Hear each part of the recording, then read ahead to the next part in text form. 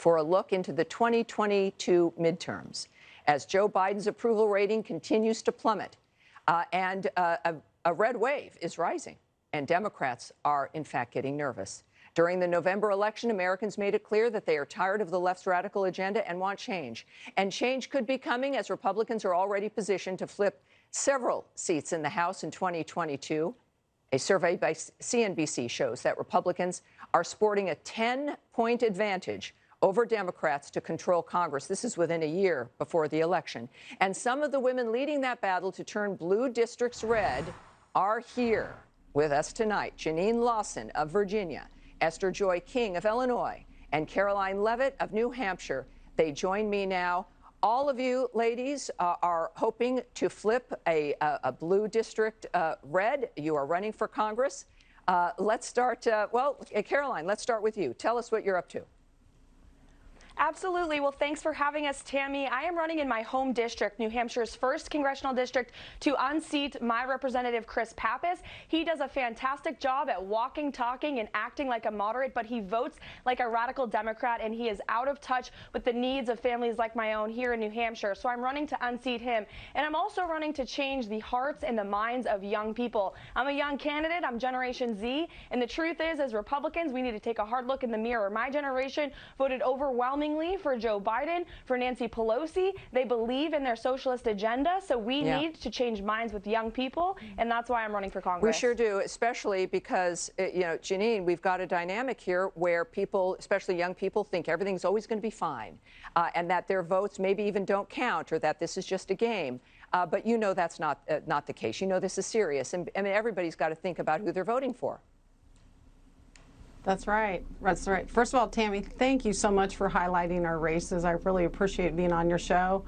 I'm running to flip Virginia 10, which right now is being represented by somebody that is completely out of touch with American values. She's doing nothing to support American women and children.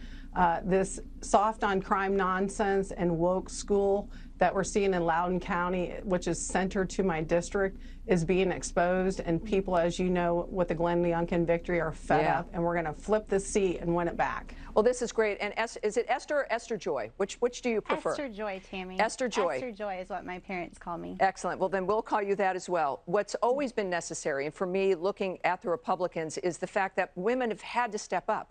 Right? That there has been a problem within the Republican Party, and you're doing it. It's, not just talking about it, but doing it. Tell me about why you're running and what you want to accomplish.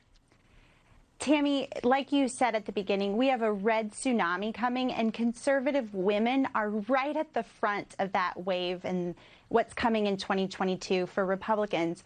Actually, Tammy, I ran in 2020 and I fell just short of victory against a leadership member of the Democrat Party, Sherry Bustos, while being outspent by $5 million in 2020. Wow. However, going into 2022, she's not even going to try to beat me. She's retiring.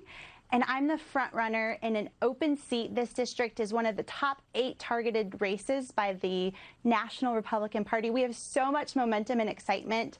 The grassroots, the people that I get to talk to every day, not just Democrats, or not just Republicans, but also Democrats and independents. They are with us, Tammy.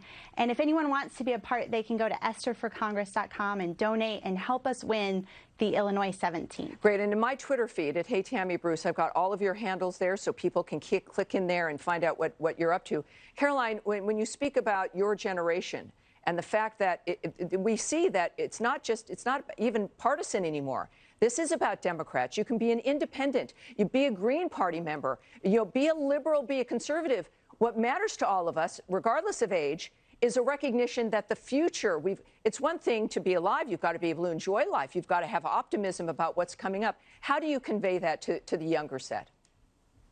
Well, we talk about the issues that matter, which are spending, and we need to young people to recognize that it's our generation of voters. We are going to have to foot the bill for all of the trillion-dollar packages that they're slamming down our throats down in Washington, D.C. It's the issue of education. I'm a product of the New Hampshire public school system. The open border, it's impacting us here in New Hampshire because we've seen the highest surge in illegal fentanyl, and we've been hit hard by the opioid epidemic. So these are issues that will resonate with young people. We're seeing it on my campaign, and again, if if folks want to help me, Nancy Pelosi does not want to lose the seat. She does not want to give up her puppet in New Hampshire. It is CarolineForCongress.com, Caroline with a K. Caroline with a Thank K. you We so got much. your name right there. And Jeanine, give us how we can get in touch with you for anyone who's interested in your campaign.